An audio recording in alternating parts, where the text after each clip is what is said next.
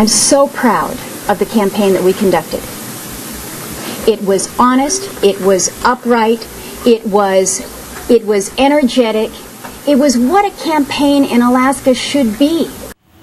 That was Senator Lisa Murkowski conceding last night to Tea Party candidate Joe Miller. It might have been the campaign she wanted to run. It just wasn't a campaign that won. Yeah. Amy, the Tea Party is in the hunt for its next incumbent. Top Line starts right now.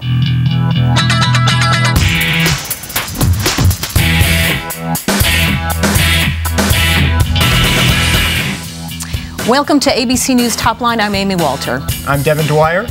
All right, well, every day, as you know, we bring you the latest in political insights, all unscripted, here live. And with that, we're turning here to Devin Dwyer. Thank you, Devin, for coming in, pitch hitting, and to help us out with our very first Top Line. All right, well, our first Top Line today is a page turner. That's right, President Obama last night said he's ready to turn the page on Iraq, shifting more resources and attention to Afghanistan and the economy. But Republicans are saying not so fast. We had Senate Minority Leader Mitch McConnell and House Minority Leader John Boehner yesterday slam the president, Amy, really for taking credit for a war that he once opposed and the surge strategy that he opposed too. That's right. I mean, Republicans find another opportunity here to try to undercut the president on security and on those sorts of issues. The real issue, as we all know, of course, is the economy. And that's really all that Republicans and any other candidate running this year is probably going to talk about. All right, next Top Line up today, the Papa Grizzly you just saw there, Lisa Murkowski conceding. She says she didn't want to do it her way, but of course, her way didn't work out so well. Sarah Palin, that is, took a victory lap of her own on Twitter. The real question now is whether Democratic Mayor Sitka Mayor Scott McAdams, whose name I almost forgot here, much like someone else on Top Line the other day, will be able to pull a Miller of his own, or whether Joe Miller will be able to have a pretty easy path to United States Senate and a very interesting career once he's there. But bottom line, this was a huge win for the Tea Party last night with Joe Miller, and obviously the latest sign that incumbents are in trouble. I think this makes 7 incumbents now this primary season that have lost their jobs. And that brings us to our next Top Line. Who's up next? Well, if you're the Tea Party Express, you're looking at Mike Castle in Delaware. Of course, Castle is the GOP congressman in Delaware who's running for Vice President Joe Biden's open Senate seat. And he's up against some significant cash there in Delaware. The Tea Party Express says they're putting up 6 figures to take him down, and his opponent is missing out on an opportunity to come on Top Line. That's right. We're looking at you. Christine O'Donnell, we invited her to come on Top Line for the vaunted Top Line bounce. Joe Miller on the show before his big upset. That's right. She said she couldn't squeeze us in. We will see if the Tea Party is able to put up the kind of money that they did in Alaska.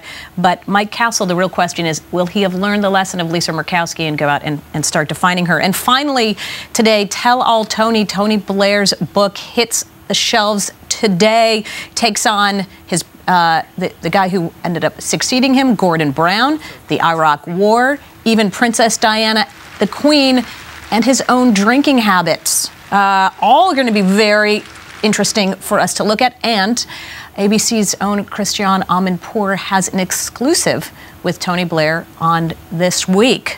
And the first segment's aired tonight on World News with Diane Sawyer. That's right. So tune in tonight and take a look at that. Absolutely. All right. Well, very excited to bring with us today Senator Norm Coleman from Minnesota, who also happens to now be the CEO of a group called the American Action Network, correct? And the American Action Forum. There are 2 groups. One is a non-profit, non-political forum, which has done some polling recently, and the C4, the more political organization, still social purpose, but we're allowed to do advocacy for candidates. And in this environment, we will be doing some advocacy for candidates. Well, let's talk about that for a second. You guys were in for Lisa Murkowski, actually, made not a significant amount of money behind her, but you did go out and support her. One of the things we've been trying to do is support women candidates. We've been in heavily in New Hampshire, Kelly Ayotte, in a primary environment. Lisa, we want to do a little something. We didn't think we had to do very much. So you were surprised? Very much surprised. What do you Mike think? Castle, by the way, is going to win his race, though, in Delaware. You're going to help him out? I don't know if we have to. I'm just telling you he's going to win. That's all. It's not Alaska. Okay, it's so not it's Alaska. just That's all. It's just a personal observation from someone who I think hopefully knows a little bit about what's going on out there. Though in this day and age right now, there are a lot of surprises.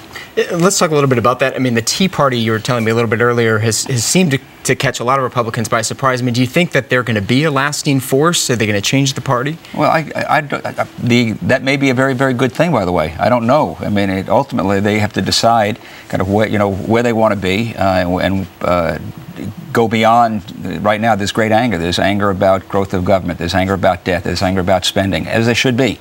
And the Tea Party has captured it. I think that's a good thing. I think that's a very, very good thing.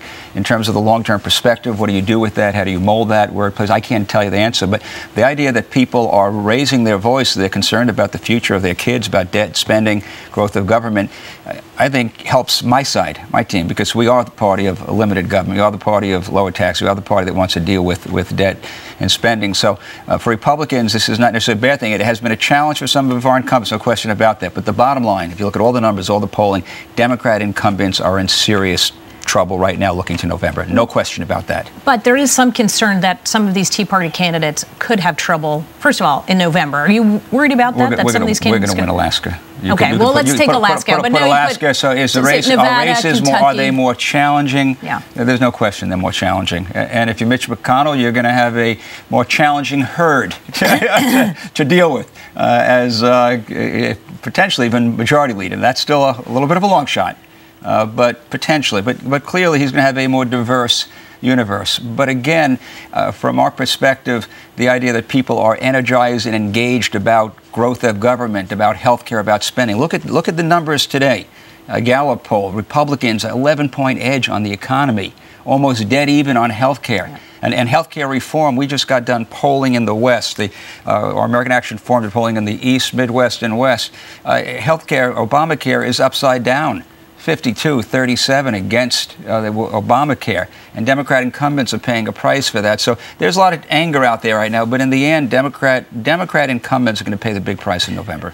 Let me go back to something you said about Senate Minority Leader Mitch McConnell. Talk a little bit about the party leadership right now. Do you think he's going to be an effective, or could be an effective, Senate Majority Leader? And along those same lines, what's your take on Michael Steele? I think Mitch has been an incredibly effective leader. Look at the cohesiveness of the Republican Party on issues such as health care. And in part, I'm going to tell you, in part, it's because of the way in which they have been handled by Harry Reid, which is not going what we call regular order, and not having the opportunity to do amendments, not having the opportunity to review things in committee process.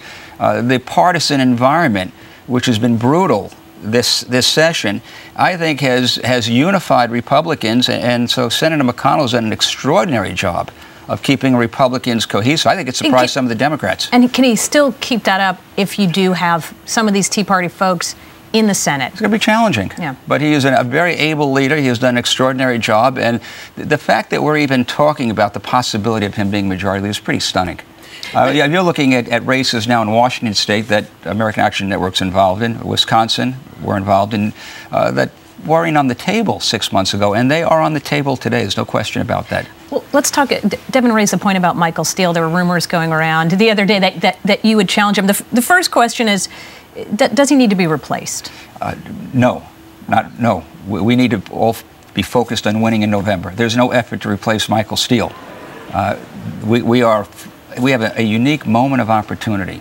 The American public is not happy with the direction the country is moving. They're not happy with Obamacare. They're not happy with his handling of the economy. We have an opportunity to take back the House. Republicans are going to win the House of Representatives. I'll put it right here. We're going to do that. We have a possibility in the Senate. So there's going to be we have a great opportunity in November, but we'll have to be together. So the pundits can talk about leadership of the RNC. They can talk about fundraise, a whole range of things. Bottom line is we're all working together. I'm working with Chairman Steele.